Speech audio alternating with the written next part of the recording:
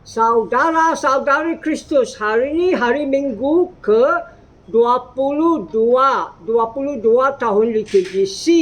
Dan hari ini Injil diambil dari Lukas, Sankti Lukas bab 14 ayat 1 dan ayat 7 sampai 14. Dan hari ini Injil ada penting memberitahu kita, Kristus memberitahu kita, siapa tinggikan sendiri akan direndahkan, siapa rendahkan sendiri akan ditinggikan. Artinya hari ini Injil ada terpenting memberitahu kita sombong, kesombongan ini dosa yang terbesar. Rendah hati itu satu kebaikan yang terbaik. Kamu tahu, Syaitan atau Lucifer jatuh dari surga sebab sombong.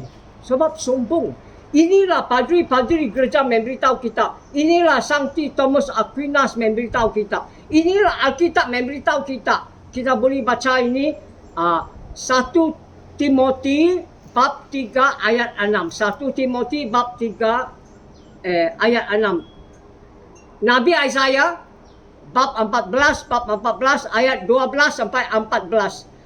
Memberitahu kita Lucifer, Syaitan jatuh dari surga sebab sombong. Dan jangan lupa Adam dan Hawa jatuh pun sebab sombong, sebab dosa asal sombong, original sin of pride, dosa asal sombong.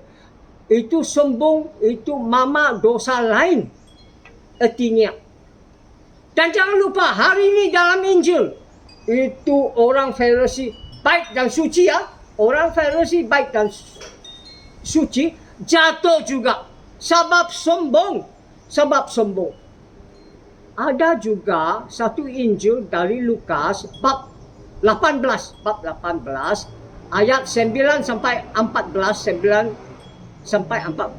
memberitahu kita satu orang Farisi dan pemungut cukai pergi sembahyang di bait Allah. Itu Farisi. Dia sembahyang kepada sendiri.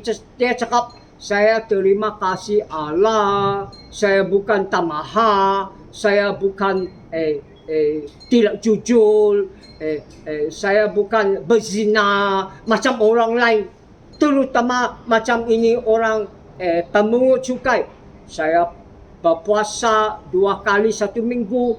Saya kasih tithe itu artinya kasih 10% gaji kau untuk bait Allah. Tetapi orang pemungut cukai, dia berdiri jauh, tidak berani angkat mata ke surga. Dia sentuh atau pukul hati sendiri. Dia cakap, Allah, belas kasihan saya orang dosa. Dan kau tahu apa Jesus cakap? Jesus cakap, ini orang pemungut cukai balik rumah sudah dibenarkan, sudah diselamatkan. Sebaliknya itu orang Farisi, tidak dibenarkan, tidak diselamatkan. Tidak dibenarkan, tidak diselamatkan. Sebab itu Sankti Agustin ditanya, mana satu kebaikan yang terbaik, kedua baik, ketiga baik? Dan Sankti Agustin jawab, pertama baik rendah hati, kedua baik rendah hati, ketiga baik pun rendah hati. Artinya kalau rendah hati, apa kebaikan kamu pun dapat. Kalau kamu ada kebaikan rendah hati, apa kebaikan pun kamu dapat. Sankti Teresa dia cakap kita mesti sebut macam itu B, pengangat kata tahu B. Tidak boleh berhenti, sebab kalau kita rendah hati berhenti, semua kebaikan pun berhenti, termasuk kebaikan faith, hope and charity. Itu theological virtue. Sebab itu marilah kita Rendahkan hati macam orang pemungut cukai. Akun dosa kita, akun kesalahan kita. Penting daripada itu, beriman di Allah, bergantung di Allah dan sembahyang, minta Allah kasih karunia, minta Allah kasih cinta, belas kasihan, keampunan dan penyelamatan. Itulah kita diselamatkan. Sebab itu Sankti Paulus memberitahu kita dalam surat Galatia bab 2 ayat 16. Bab 2 ayat 16 surat Galatia, Sankti Paulus memberitahu kita diselamatkan oleh beriman Kristus. Kita bukan diselamatkan oleh perbuatan baik undang-undang. Itulah Sankti Paulus memberitahu kita. Pembacaan pertama ikut tema Injil. Pembacaan pertama pun memberitahu kita tentang orang sombong, orang rendah hati. Pembacaan pertama memberitahu kita Allah dan semua orang mereka cinta orang rendah hati lebih banyak cinta orang yang murah hati. Allah dan semua orang cinta orang rendah hati lebih banyak daripada orang cinta orang yang murah hati. Ada lagi pembacaan pertama memberitahu kita Allah karunia orang rendah hati. Allah dengar sembahyang orang rendah hati.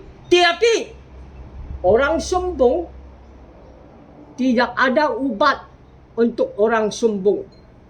Tidak ada ubat untuk kesakitan orang sombong. Artinya orang sombong tidak boleh diselamatkan.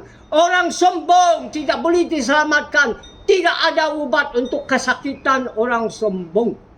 Mazmur ikut pembacaan pertama. Sebab itu tadi kita jawab 3 kali Mazmur. In your goodness, O God, you prepared a home for the poor. Dalam kebaikan kamu, Allah, kau sedia rumah untuk orang miskin. Orang miskin sini artinya bukan orang miskin wang, orang miskin roh. Orang miskin sini artinya orang rendah hati, bergantung di Allah, beriman di Allah, sembahyang, minta karunia Allah, minta cinta, belas kasihan, keampunan Allah, penyelamatan Allah. Sebab itu, kalau kau baca Alkitab, New Jerusalem Bible, itu kata miskin, dia translate humble, rendah hati. Sebab itu kita boleh cakap, tadi jawapan, respon, in your goodness, O God, you prepared a home for the humble. Dalam kebaikan kamu Allah, kau sedia rumah untuk orang rendah hati. Mazmur ada 3 bahagian. Bahagian pertama, kedua suruh kita, panggil kita puji Allah. Bahagian ketiga memberitahu kita Allah sedia rumah untuk orang rendah hati. Pembacaan kedua pun penting. Sebab pembacaan kedua, bahagian kedua memberitahu kita tentang surga. Artinya